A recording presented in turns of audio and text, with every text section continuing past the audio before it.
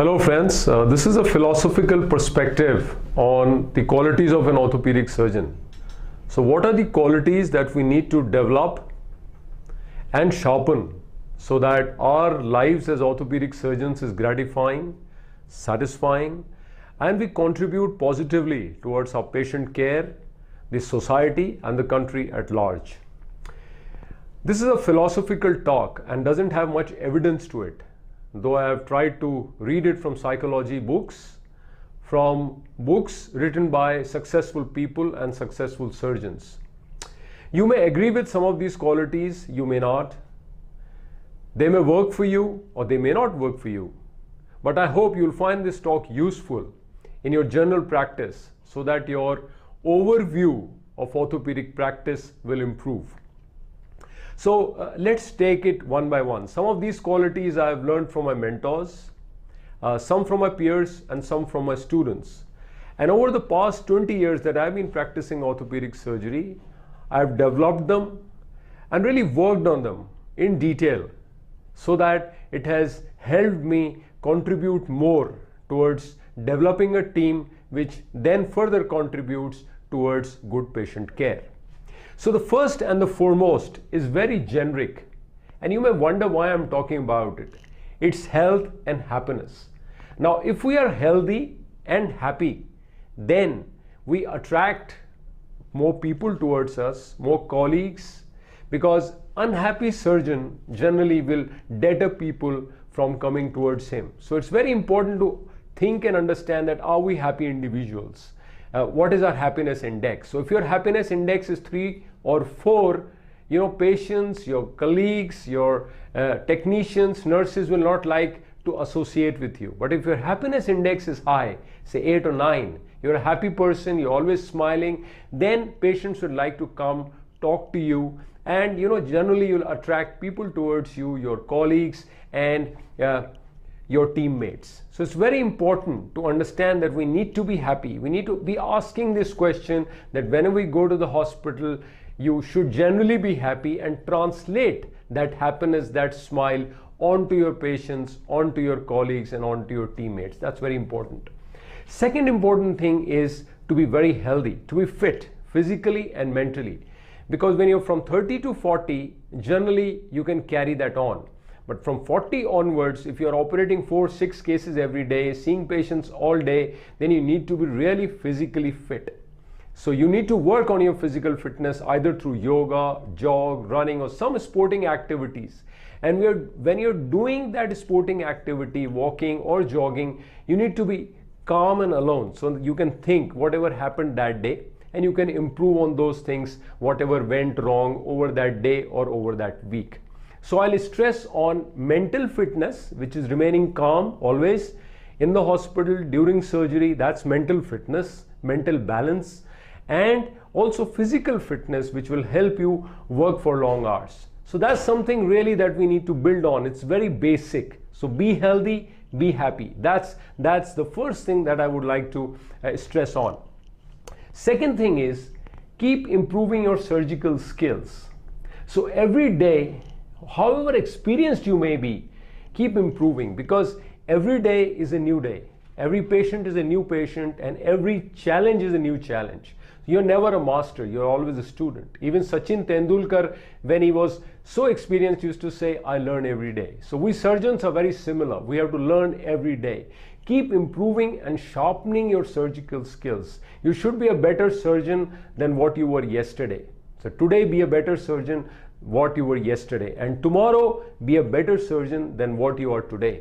And till you have that thought every day that I have to improve, I still fine tune my surgical skills to improve my outcomes, decrease my complications, it's then that will become good or great orthopedic surgeons. So it's very important to reduce your complications and improve your surgical outcomes. Now that can only happen not by just your individualistic approach to improve on yourself, but to develop a great team. Now this team should consist of excellent consultants, preferably the ones that you have trained. Second, great residents and fellows. And most important, a standardized surgical team in the operating room. So your technicians, your nurses in the operating theater are very important. So ensure that they remain constant for a very long time and you take really good care of them. It's easy to build a team.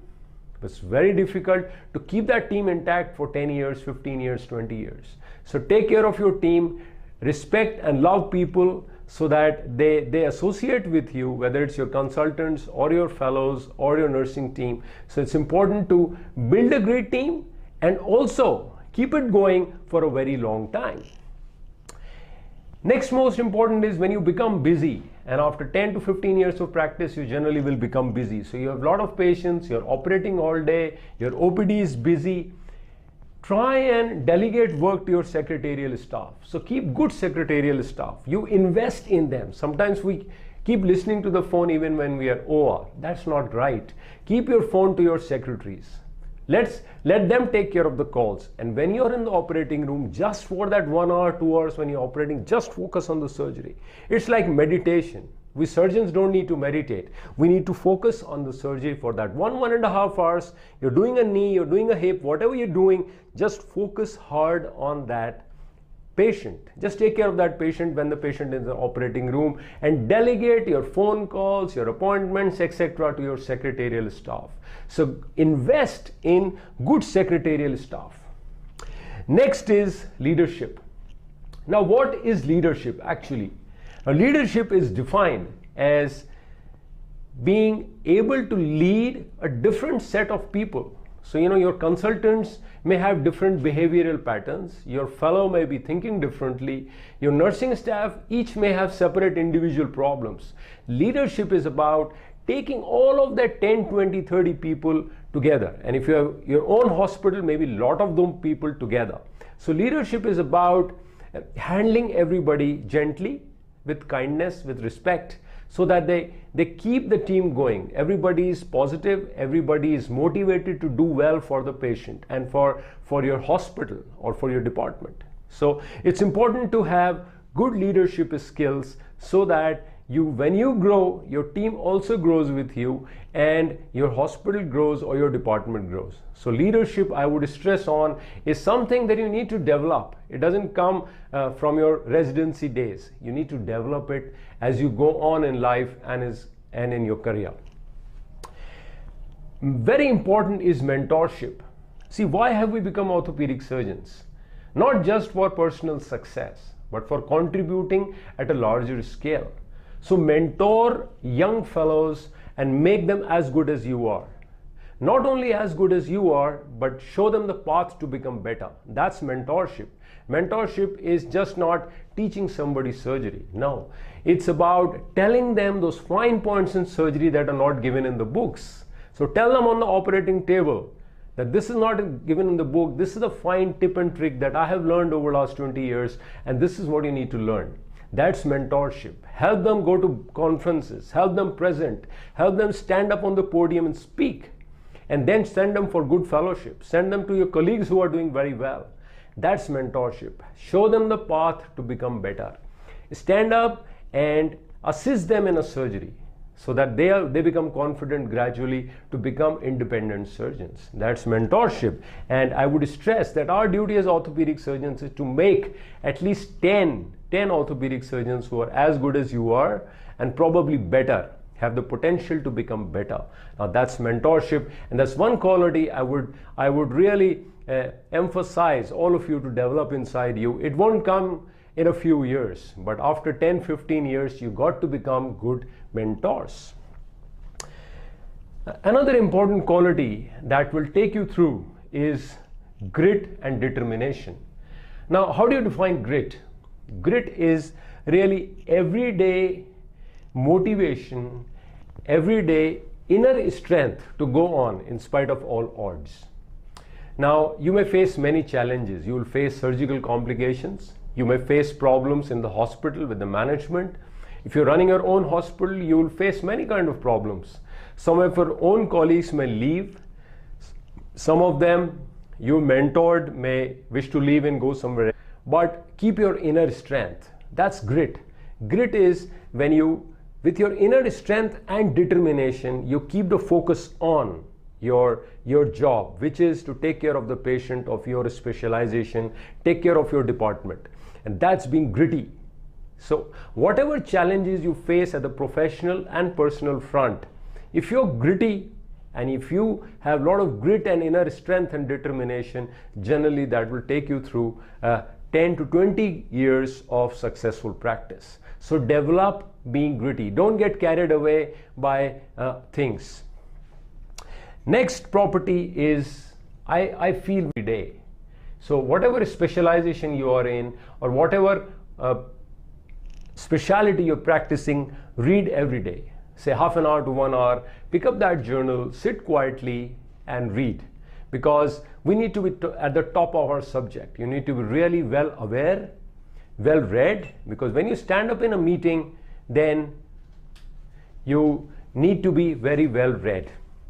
So that's very important to read and then translate that knowledge further on to your own colleagues. Next is that the quality that we are weak generally in our country is research and publishing. Now in India we are not trained to do medical writing. So it's very important to develop that skill. If you're not good at it, associate with people who are good at medical writing. Whatever information you have, ask the right research questions. You may be doing a lot of surgery. You may be speaking in meetings, conferences, and become very popular.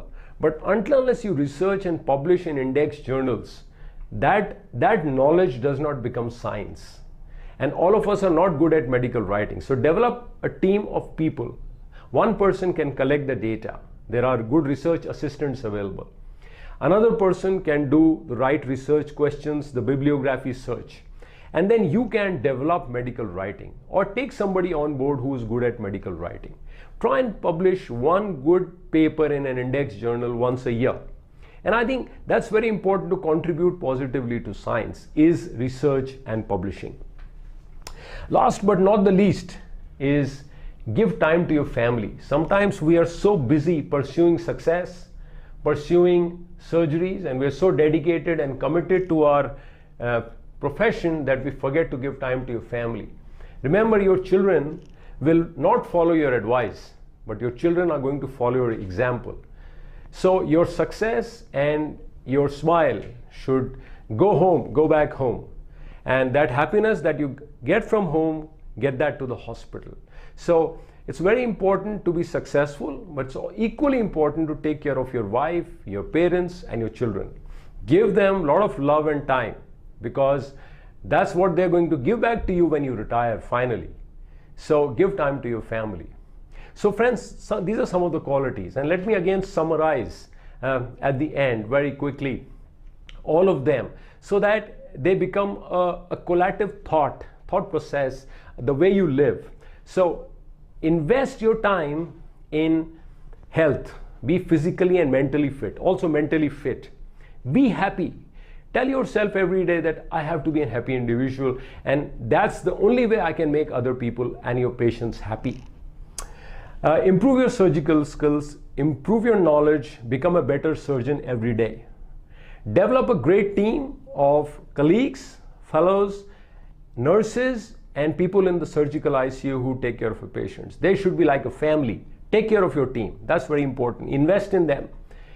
Have good secretarial staff who are dependable, who are reliable, who are ethical, who are authentic. So develop good secretarial team and lead them well. Lead them from the front. Operate the maximum number of cases. Do the most difficult cases.